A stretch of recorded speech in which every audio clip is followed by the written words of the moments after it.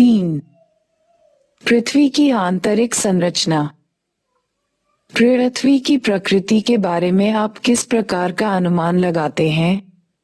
क्या आपके अनुमान के अनुसार पृथ्वी क्रिकेट की गेंद की तरह एक ठोस गेंद है, या यह एक खोखली गेंद है जिस पर चट्टानों की मोटी परत स्थलमंडल है? क्या आपने कभी टेलीविजन पर ज्वालामुखी उद्गार दिखाते हुए चित्रों को देखा है?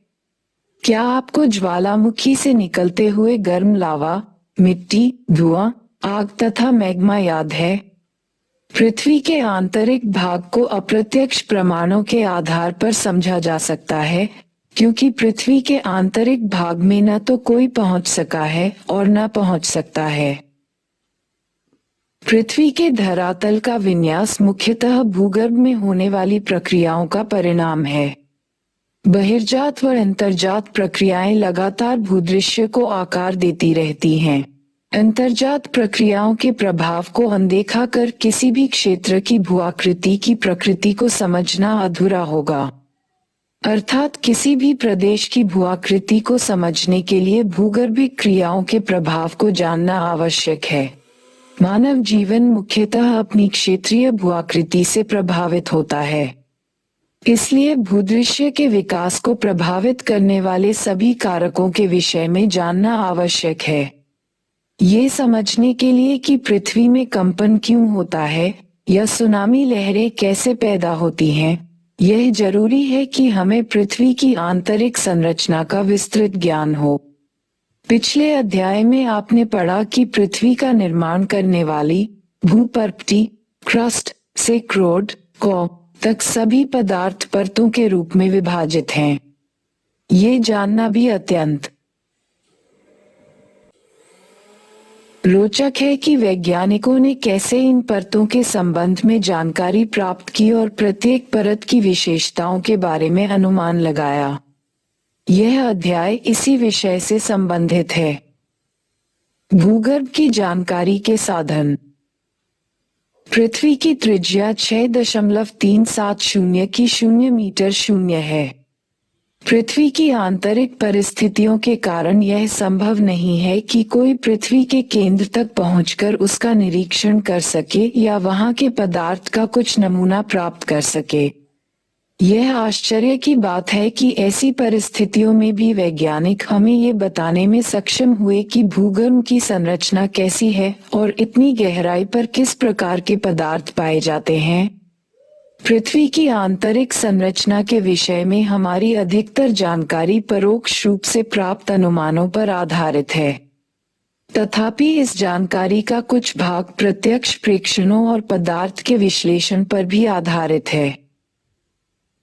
प्रत्यक्ष स्रोत।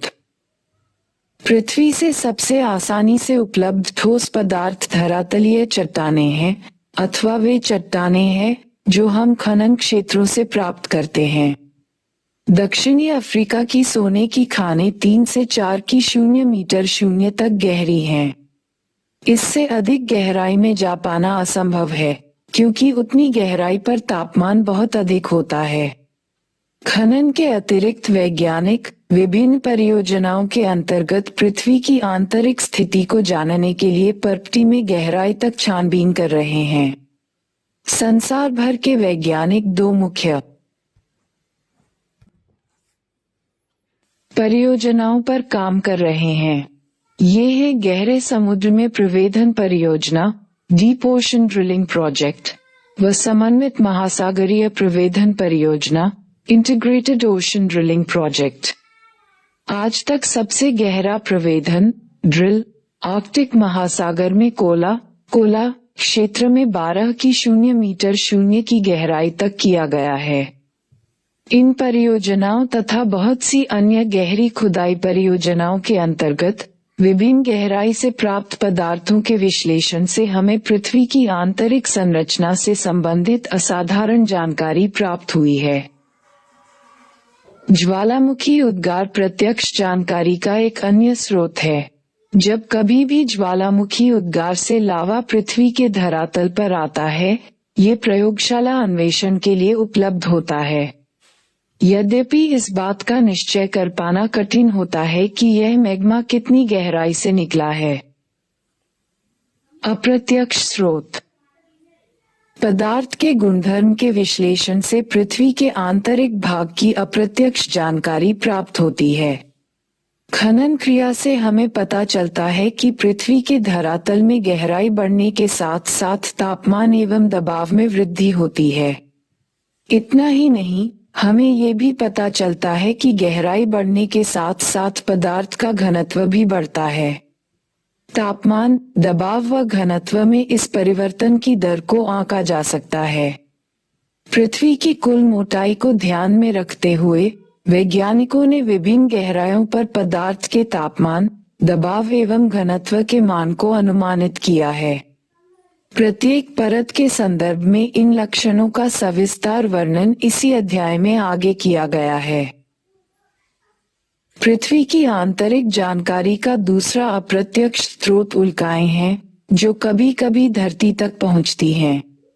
हालांकि हमें ये भी ध्यान रखना चाहिए कि उल्काओं के विश्लेषण के लिए उपलब्ध पदार्थ पृथ्वी के आंतरिक भाग से प्राप्त नहीं होते हैं, परंतु उल्काओं से प्राप्त पदार्थ और उनकी संरचना पृथ्वी से मिलती जुलती है। ये उल्काएं वैसे ही पदार्थ के बने ठोस पिंड हैं, जिनसे हमारा ग्रह पृथ्वी बना है। अतः पृथ्वी की आंतरिक जानकारी के लिए उल्काओं का अध्ययन एक अन्य महत्वपूर्ण स्रोत है। अन्य अप्रत्यक्ष स्रोतों में गुरुत्वाकर्षण, चुंबकीय क्षेत्र व भूकंप संबंधी क्रियाएं शामिल हैं। पृथ्वी के धरातल पर भी विभिन्न अक्षांशों पर गुरुत्वाकर्षण बल एक समान नहीं होता है। ये गुरुत्वाकर्षण बल ध्रुवों पर अधिक एवं भूमध्य रेखा पर कम होता है। पृथ्वी के केंद्र से दूरी के कारण गुरुत्वाकर्षण बल ध्रुवों पर अधिक और भूमध्य रेखा पर कम होता है।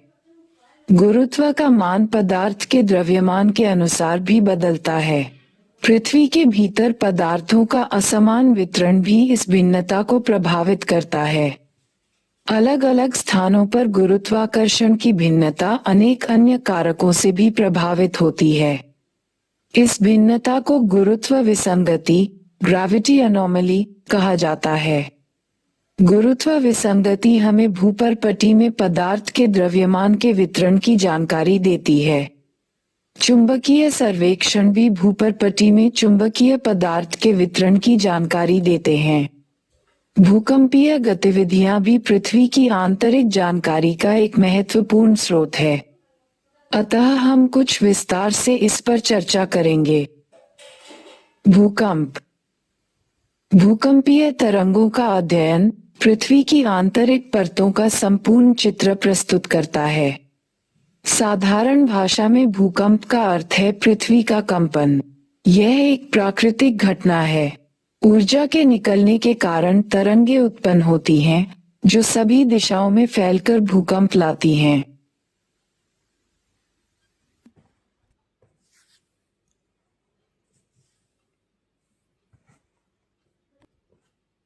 पृथ्वी में कंपन क्यों होता है? प्रायः भ्रंश के किनारे किनारे ही ऊर्जा निकलती है। भूपर्पटी की शैलों में गहन दरारें ही भ्रंश होती हैं। भ्रंश के दोनों तरफ शैलें विपरीत दिशा में गति करती हैं। जहां ऊपर के शैलखंड दबाव डालते हैं, उनके आपस का घर्षण उन्हें परस्पर बांधे रहता है। फिर भी अलग होने की प्रवृत्ति के कारण एक समय पर घर्षण का प्रभाव कम हो जाता है, जिसके परिणामस्वरूप शैलखंड विकृत होकर अचानक एक दूसरे के विपरीत दिशा में सरक जाते हैं। इसके परिणामस्वरूप ऊर्जा निकलती है और ऊर्जा तरंगे सभी दिशाओं में गतिमान होती हैं। वह स्थान जहां से ऊर्जा निकलती है, भूकंप का उद्गम केंद्र, फोकस कहलाता है। इसे अपकेंद्र, हाइपोसेंटर भी कहा जाता है। ऊर्जा तरंगे अलग अलग दिशाओं में चलती हुई पृथ्वी की सतह तक पहुंचती हैं। भूतल पर वह बिंदु जो उद्गम केंद्र के समीपतम होता है, अधिकेंद्र, एपिसेंटर कहलाता है। अधिकेंद्र पर ही सबसे पहले तरंगों को महसूस किया जाता है। अधिकेंद्र उद्गम केंद्र के ठीक ऊपर 900 के कोण पर होता है। भूकंपीय तरंगे, अर्थक्वेक वेव्स। सभी प्राकृतिक भूकंप स्थलमंडल, लिथोस्फीयर में ही आते हैं। इसी अध्याय में आगे आप पृथ्वी की विभिन्न परतों के बारे में पढ़ेंगे।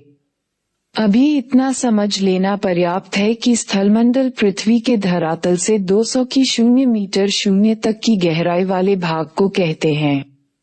भूकंपमापी यंत्र, साइज्मोग्राफ, सतह पर पहुंचने वाली भूकंप तरंगों को अभिलेखित करता है।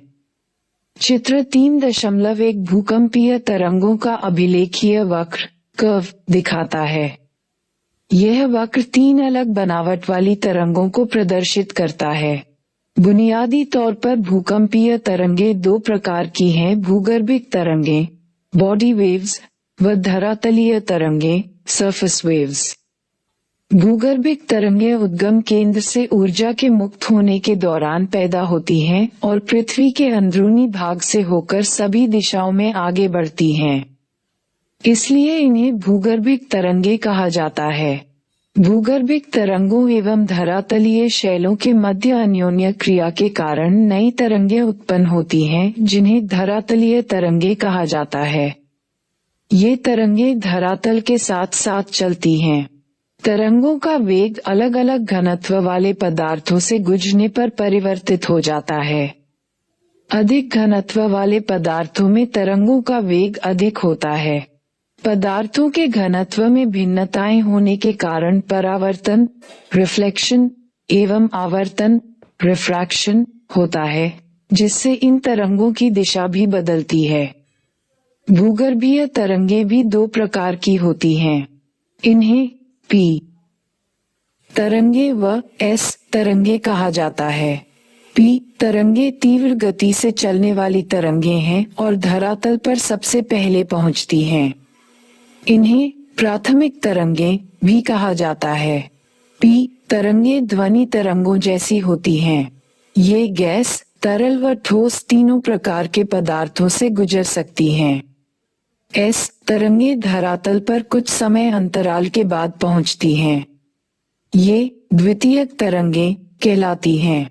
एस तरंगों के विषय में एक महत्वपूर्ण तथ्य ये है कि ये केवल ठोस पदार्थों के ही माध्यम से चलती हैं। एस तरंगों की यह एक महत्वपूर्ण विशेषता है। इसी विशेषता ने वैज्ञानिकों को भूगर्भीय संरचना समझने में मदद की। परावर्तन, रिफ्लेक्शन से तरंगे प्रतिध्वनित होकर वापस लौट आती हैं, जबकि आवर्तन, रिफ्रैक्शन से तरंगे कई दिशाओं में चलती हैं। भूकंपलेखी पर बने आरेख से तरंगों की दिशा भिन्नता का अनुमान लगाया जाता है। धरातलीय तरंगे भूकंपलेखी पर अंत में अभिलेखित होती हैं। ये तरंगे ज्यादा विनाशकारी होती हैं। इनसे शैल विस्थापित होती हैं और इमारतें गिर जाती हैं। भूकंपीय तरंगों का संचरण। भिन्न भिन्न प्रकार की भूकंपीय तरंगों के संचरित होने की प्रणाली भिन्न भिन्न होती है। जैसे ही ये संचरित होती हैं तो शैलों में कंपन पैदा होती है। पी तरंगों से कंपन की दिशा तरंगों की दिशा के समानांतर ही होती है। ये संचरण गति की दिशा में ही पदार्थ पर दबाव डालती है। इसके दबाव के फलस्वरूप पदार्थ के घनत्व में भिन्नता आती है और शैलों में संकुचन व फैलाव की प्रक्रिया पैदा होती है। अन्य 3 तरह की तरंगे संचरण गति के समकोण दिशा में कंपन पैदा करती हैं। एस तरंगे ऊर्ध्वाधर तल में तरंगों की दिशा के समकोण पर कंपन पैदा करती हैं। अतः ये जिस पदार्थ से गुजरती हैं उसमें उभार व गर्त बनाती हैं। धरातलीय तरंगे सबसे अधिक विनाशकारी समझी जाती हैं। छाया क्षेत्र का उद्भव। भूकंपलेखी यंत्र, साइज्मोग्राफ पर दूरस्थ स्थानों से आने वाली भूकंपीय तरंगे अभिलेखित होती हैं। यद्यपि कुछ ऐसे क्षेत्र भी हैं जहां कोई भी भूकंपीय तरंग अभिलेखित नहीं होती। ऐसे क्षेत्र को भूकंपीय छाया क्षेत्र शैडो जोन कहा जाता है। विभिन्न भूकंपीय घटनाओं के अध्ययन से पता चलता है कि एक भूकंप का छाया क्षेत्र दूसरे भूकंप के छाया क्षेत्र से सर्वथा भिन्न होता है। चित्र 3.2 और ब में P व S तरंगों का छाया क्षेत्र प्रदर्शित किया गया है। ये देखा जाता है कि भूकंपलेखी भूकंप अधिकेंद्र से 105 डिग्री के भीतर किसी भी दूरी पर P व S दोनों ही तरंगों का अभिलेखन करते हैं। भूकंपलेखी अधिकेंद्र से 145 डिग्री से परे केवल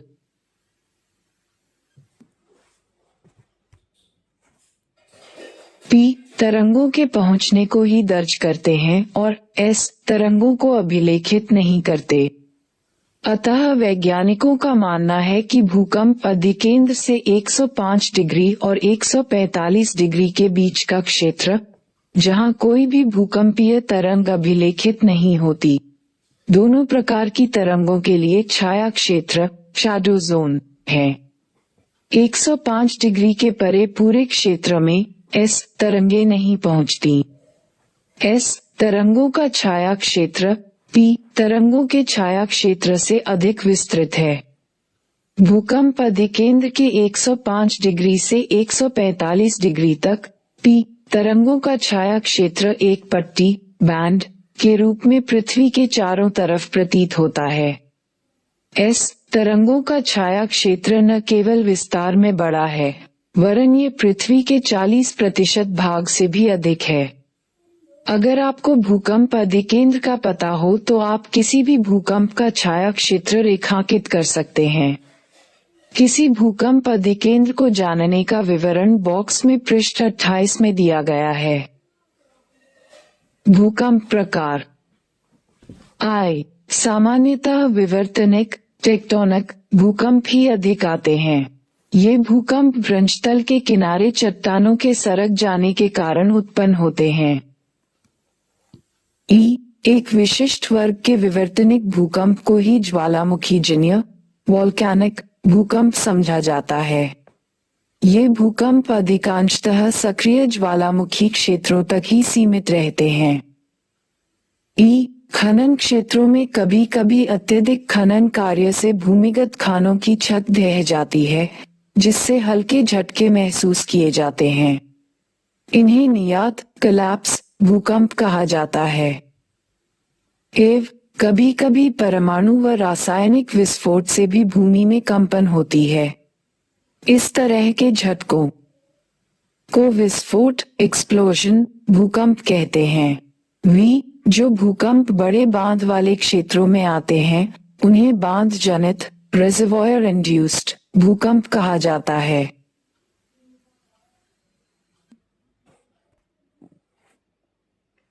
भूकंपों की माप। भूकंपीय घटनाओं का मापन भूकंपीय तीव्रता के आधार पर अथवा आघात की तीव्रता के आधार पर किया जाता है। भूकंपीय तीव्रता की मापनी रिक्टर स्केल के नाम से जानी जाती है। भूकंपीय तीव्रता भूकंप के दौरान ऊर्जा मुक्त होने से संबंधित है। इस मापनी के अनुसार भूकंप की तीव्रता 0 से 10 तक होती है। आघात की तीव्रता गहनता इंटेंसिटी स्केल को इटली के भूकंप वैज्ञानिक मर्कैली के नाम पर जाना जाता है। ये झटकों से हुई प्रत्यक्ष हानि द्वारा निर्धारित की जाती है। इसकी गहनता 1 से 12 तक होती है। भूकंप के प्रभाव। भूकंप एक प्राकृतिक आपदा है। भूकंपीय आपदा से होने वाले प्रकोप निम्न हैं। भूमि का हिलना। धरातलीय विसंगति। भूस्खलन पंखस्खलन। मृदा द्रवण सॉइल लिक्विफैक्शन। धरातल का एक तरफ झुक।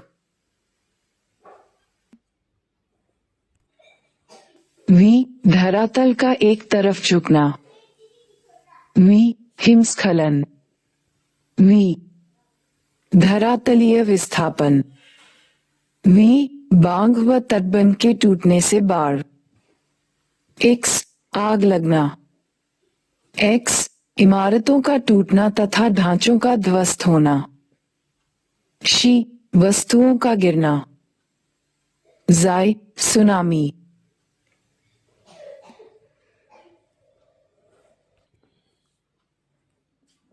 उपरोक्त सूचीबद्ध प्रभावों में से पहले 6 का प्रभाव स्थल रूपों पर देखा जा सकता है, जबकि अन्य को उस क्षेत्र में होने वाले जन व धन की हानि से समझा जा सकता है।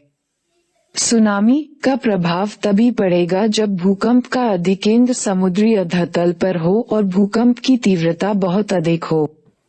सुनामी अपने आप में भूकंप नहीं है, ये वास्तव में लहरें हैं जो भूकंपीय तरंगों से उत्पन्न होती हैं। यद्यपि मूल रूप से कंपन की क्रिया कुछ सेकंड ही रहती है, फिर भी यदि भूकंप की तीव्रता रिक्टर स्केल पर 5 से अधिक है तो इसके परिणाम अत्यधिक विनाशकारी होते हैं। भूकंप की आवृत्ति। भूकंप एक प्राकृतिक आपदा है। तीव्र भूकंप के झटकों से जन व धन की अधिक हानि होती है। फिर भी ऐसा नहीं है कि विश्व के सभी भागों में तीव्र भूकंप ही आते हैं। केवल वही क्षेत्र जो भ्रंश के समीप हैं, ऐसे तीव्र झटके महसूस करते हैं। हम ज्वालामुखी व भूकंप के वितरण का वर्णन अगले अध्याय में पढ़ेंगे।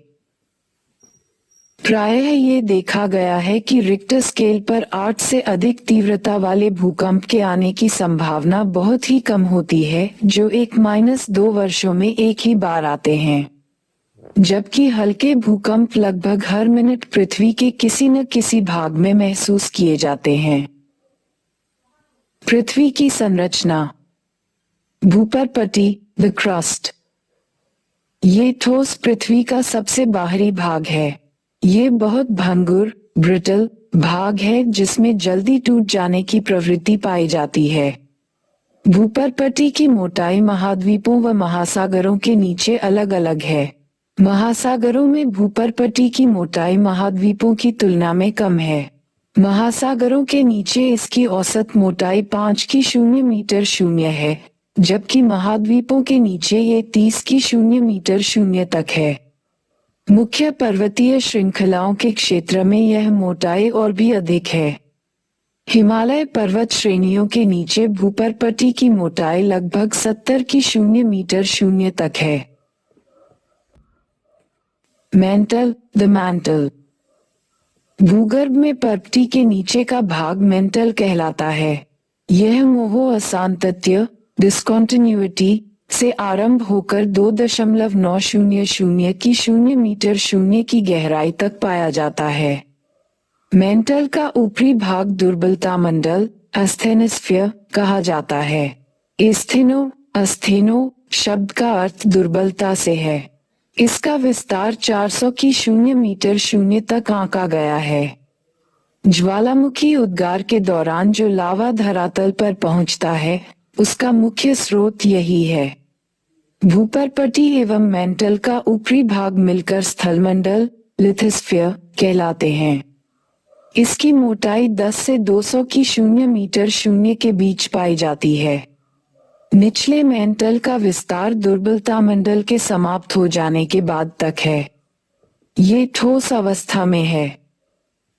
क्रोड, द कॉ। जैसा कि पहले ही इंगित किया जा चुका है कि भूकंपीय तरंगों के वेग ने पृथ्वी के क्रोड को समझने में सहायता की है। क्रोड व मेंटल की सीमा 2.900 मीटर शून्य की गहराई पर है। बाह्य क्रोड, आउटर कॉ, तरल अवस्था में है, जबकि आंतरिक क्रोड, इनर कॉ, ठोस अवस्था में है। क्रोड भारी पदार्थों मुख्यतः निकल व लोहे, फेरम का बना है। इसे नाइफ परत के नाम से भी जाना जाता है। ज्वालामुखी व ज्वालामुखी निर्मित स्थल रूप। आपने अनेक बार ज्वालामुखी के चित्र देखे होंगे। ज्वालामुखी वह स्थान है जहां से निकलकर गैसें, राख और तरल चट्टानी पदार्थ लावा पृथ्वी के धरातल तक पहुंचता है। यदि यह पदार्थ कुछ समय पहले ही बाहर आया हो या अभी निकल रहा हो तो वह ज्वालामुखी सक्रिय ज्वालामुखी कहलाता है। तरल चट्टानी पदार्थ दुर्बलता मंडल से निकलकर धरातल पर पहुंचता है। जब तक यह पदार्थ मेंटल के ऊपरी भाग में है, यह मैग्मा कहलाता है। जब ये भूपटल के ऊपर या धरातल पर पहुंचता है तो लावा कहा जाता है। वह पदार्थ जो धरातल पर पहुंचता है, उसमें लावा प्रवाह, लावा के जमे हुए टुकड़ों का मलबा, ज्वलखंडारम, पायरोक्लास्टिक डेब्री, ज्वालामुखी बम, राख, धूलकण व गैसें जैसे नाइट्रोजन यौगिक, सल्फर यौगिक और कुछ मात्रा में क्लोरीन, हाइड्रोजन व ऑर्गन शामिल होते हैं। ज्वालामुखी उद्गार की प्रवृत्ति और धरातल पर विकसित आकृतियों के आधार पर ज्वालामुखियों को वर्गीकृत किया जाता है। कुछ मुख्य ज्वालामुखी निम्न प्रकार से हैं। शील्ड ज्वालामुखी, शील्ड वोल्केनोज। बेसल्ट प्रवाह को छोड़कर पृथ्वी पर पाए जाने वाले सभी ज्वालामुखियों में शील्ड ज्वालामुखी सबसे विशाल है। हवाई द्वीप के ज्वालामुखी इसके सबसे अच्छे उदाहरण हैं। ये ज्वालामुखी मुख्यतः बेसल्ट से निर्मित होते हैं जो तरल लावा के ठंडे होने से बनते हैं। ये लावा उद्गार के समय बहुत तरल होता है। इसी कारण इन ज्वालामुखियों का ढाल तीव्र नहीं होता। यदि किसी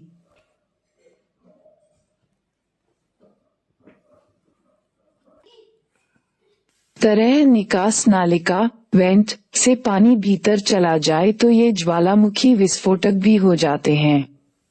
अन्यथा कम विस्फोटक होना ही इनकी विशेषता है। इन ज्वालामुखियों से लावा फव्वारे के रूप में बाहर आता है और निकास पर एक शंकु कोन बनाता है जो सिंडर शंकु सिंडर कोन के रूप में विकसित होता है। मिश्रित ज्वालामुखी कॉम्पोजाइट वोल्केनोज।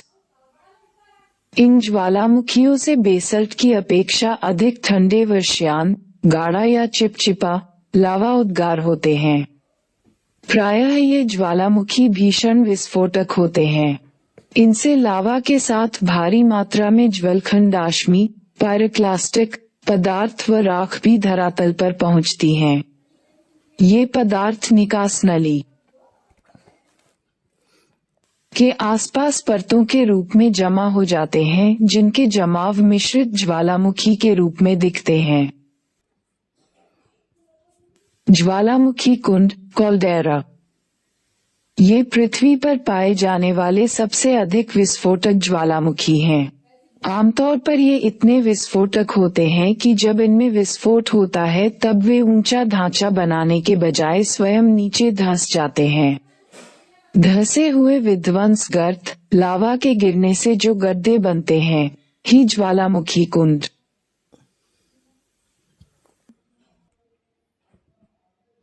कॉल्डेरा कहलाते हैं। इनका यह विस्फोटक रूप बताता है कि इन्हें लावा प्रदान करने वाले मैग्मा के भंडार न केवल विशाल हैं, वरन इनके बहुत पास स्थित हैं। इनके द्वारा निर्मित पहाड़ी मिश्रित ज्वालामुखी की तरह प्रतीत होती है। बेसल्ट प्रवाह क्षेत्र फ्लड बासॉल्ट प्रोविंसेस।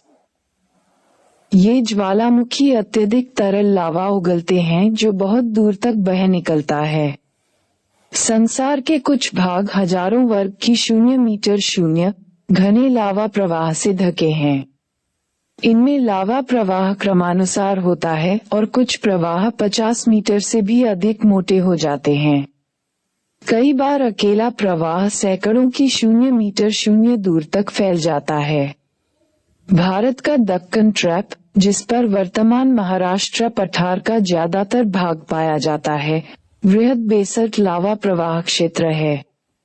ऐसा विश्वास किया जाता है कि आज की अपेक्षा आरंभ में एक अधिक वृहद क्षेत्र इस प्रवाह से ढका था। मध्य महासागरीय कटक ज्वालामुखी। इन ज्वालामुखियों का उद्गार महासागरों में होता है। मध्य महासागरीय कटक एक श्रृंखला है जो 70,000 की 0 मीटर 0 से अधिक लंबी है और जो सभी महासागरीय बेसिनों में फैली है। इस कटक के मध्यवर्ती भाग में लगातार उद्गार होता रहता है। अगले अध्याय में हम इसे विस्तार पूर्वक पढ़ेंगे। ज्वालामुखी स्थलाकृतियां, वोल्केनिक लैंडफॉर्म्स। अंतर्वेदी आकृतियां। ज्वालामुखी उद्गार से जो लावा निकलता है, उसके ठंडा होने से आग्नेय शैल बनती हैं। लावा का ये जमाव या तो धरातल पर पहुंचकर होता है या धरातल तक पहुंचने से पहले ही भूपटल के नीचे शैल परतों में ही हो जाता है। लावा के ठंडा होने के स्थान के आधार पर आग्नेय शैलों का वर्गीकरण किया जाता है। 1. ज्वालामुखी शैलों, जब लावा धरातल पर पहुंचकर ठंडा होता है। और 2. पातालीय प्लूटोनिक शैल, जब लावा धरातल के नीचे ही ठंडा होकर जम जाता है। जब लावा भूपटल के भीतर ही ठंडा हो जाता है तो कई आकृतियां बनती हैं। ये आकृतियां अंतर्वेदी आकृतियां, इंट्रूसिव फॉर्म्स कहलाती हैं। इनमें से कुछ चित्र 3.4 में दिखाए गए हैं। बैथेलिथ, बैथोलिथ्स। यदि मैग्मा का बड़ा पिंड भूपर्पटी में अधिक गहराई पर ठंडा हो जाए तो यह एक गुंबद के आकार में विकसित हो जाता है। अनाच्छादन प्रक्रियाओं के द्वारा ऊपरी पदार्थ के हट जाने पर ही यह धरातल पर प्रकट होते हैं। ये विशाल क्षेत्र में फैले होते हैं और कभी कभी इनकी गहराई भी कई की 0 मीटर 0 तक होती है। ये ग्रेनाइट के बने पिंड हैं। इन्हें वैथलिथ कहा जाता है जो मैग्मा भंडारों के जमे हुए भाग हैं। लेकोलिथ, लकोलिथ्स। ये गुंबदनुमा विशाल अंतर्वेदी चट्टानें हैं जिनका तल समतल व एक पाइपरूपी वाहक नली से नीचे से जुड़ा होता है। इनकी आकृति धरातल पर पाए जाने वाले मिश्रित ज्वालामुखी के गुंबद से मिलती है। अंतर केवल ये होता है कि लेकोलिथ गहराई में पाया जाता है। कर्नाटक के पठार में ग्रेनाइट चट्टानों की बनी ऐसी ही गुंबदनुमा पहाड़ियां हैं। इनमें से अधिकतर अब अपपत्रित, एक्सफोलिएटेड हो चुकी हैं व धरातल पर देखी जा सकती हैं। ये लेकोलिथ व वैथलिथ के अच्छे उदाहरण हैं।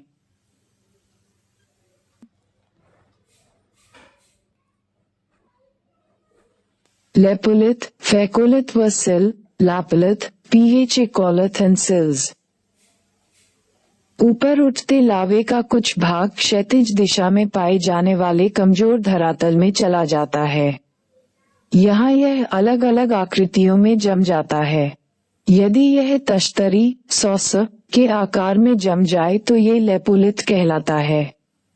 कई बार अंतर्वेदी आग्नेय चट्टानों की मोड़दार अवस्था में अपनति, एंटिक्लाइन के ऊपर व अभिनति, सिंक्लाइन के तल में लावा का जमाव पाया जाता है। ये पर्तनुमा लहरदार चट्टानें एक निश्चित वाहक नली से मैग्मा भंडारों से जुड़ी होती हैं, जो क्रमशः बैथलिथ में विकसित होते हैं। यही फेकोलिथ कहलाते हैं। अंतर्वेदी आग्नेय चट्टानों का क्षैतिज तल में एक चादर के रूप में ठंडा होना सिल या शीट कहलाता है। जमाव की मोटाई के आधार पर इन्हें विभाजित किया जाता है। कम मोटाई वाले जमाव को शीट व घने मोटाई वाले जमाव सिल कहलाते हैं। डाइक। जब लावा का प्रवाह दरारों में धरातल के लगभग समकोण होता है और अगर यह इसी अवस्था में ठंडा हो जाए तो एक दीवार की भांति संरचना बनाता है। यही संरचना डाइक कहलाती है। पश्चिम महाराष्ट्र क्षेत्र की अंतर्वेदी आग्नेय चट्टानों में यह आकृति बहुतायत में पाई जाती है। ज्वालामुखी उद्गार से बने दक्कन ट्रैप के विकास में डाइक उद्गार की वाहक समझी जाती हैं।